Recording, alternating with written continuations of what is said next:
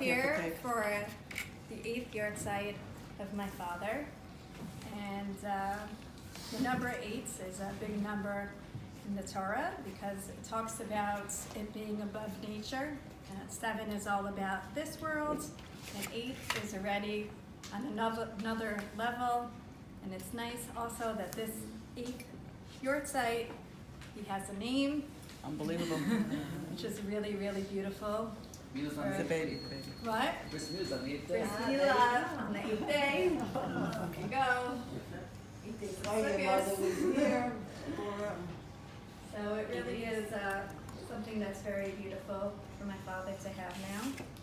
And when we get together on the Yartzeit, what is it that we're really doing on the Yartzeit? We go to the kever, we'll have a Suda, we'll talk about him, but more than just doing that, on the Yartzeit itself, for the neshama, it's very powerful for them because they have a certain effect that is brought down in this world, and especially for the people that were the closest with him, they are able to tap into who he was and what he was, because we know that just because the guf, when a person dies, moves on to the next world, the neshama still remains, and the neshama can still have an effect down here.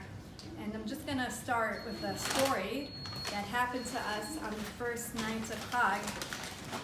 So we were all sitting in the sukkah, and it was a lot of people, and we finally got to a point where it was a little bit quiet. It was a little bit of Seder. The kids were inside, like playing with their dollhouse, and we were able to say a little bit of a Devar Torah. And we were talking about how Hashem really watches over us, and that's the whole meaning of the sukkah, to have emunah that He's there for us, whatever we go through. And as we're talking about this, all of a sudden, Batsheva comes in. She walks next to me.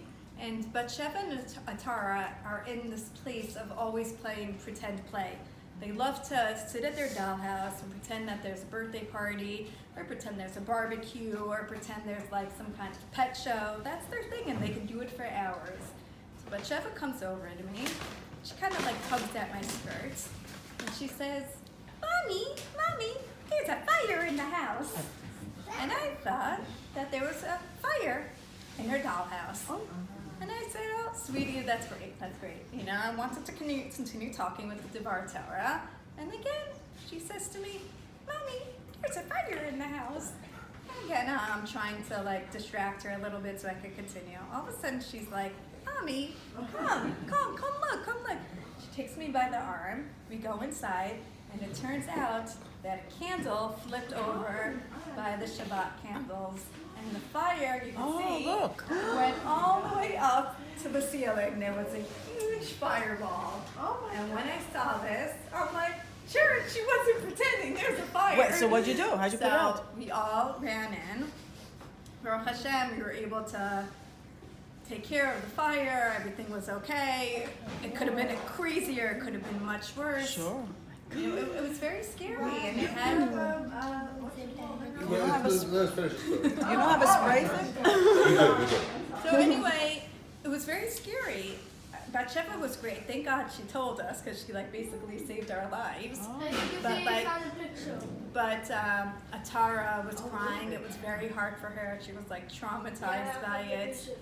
And as we're walking back into the sukkah, things were a little bit quieted down, and Charit basically said, listen, we all go back in the sukkah. I know it's been chaotic, but let's go sing. Let's go finish eating, because everyone was kind of like staring at the fire, and people were going outside in the front. And Charit's like, let's all go back in the sukkah, and let's continue with the Suda.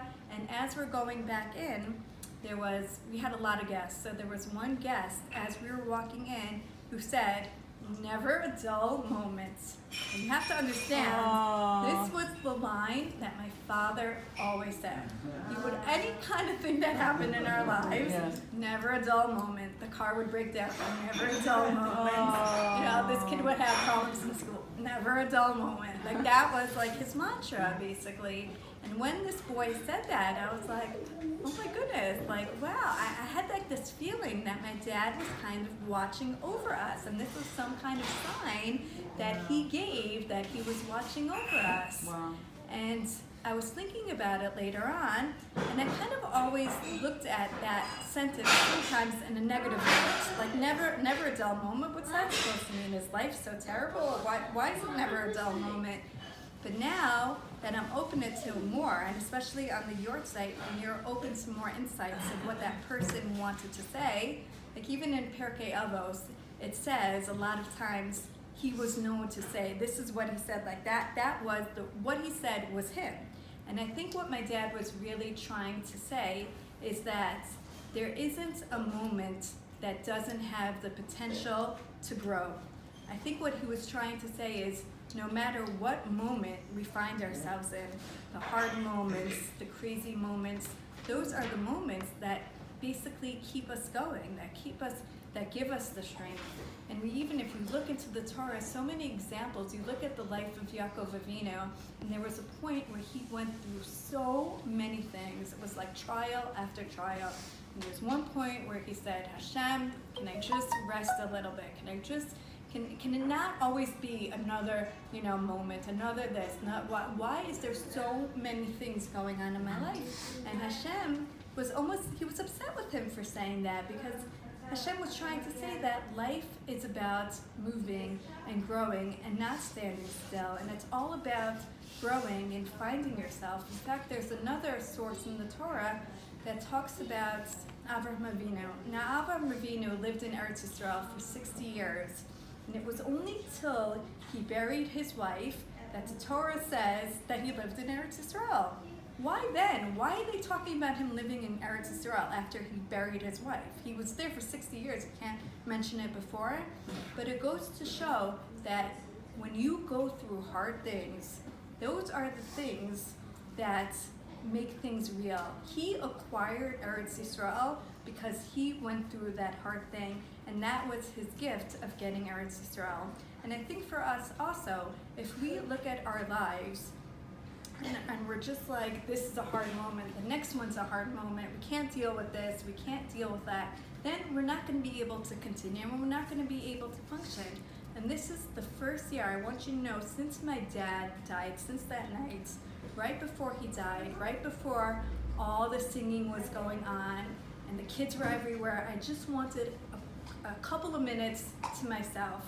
So I snuck into the base medrash, and I'm like looking at all different books. Maybe I could read a book on the Chumash, maybe I could read a book on Tanakh, there's gotta be something.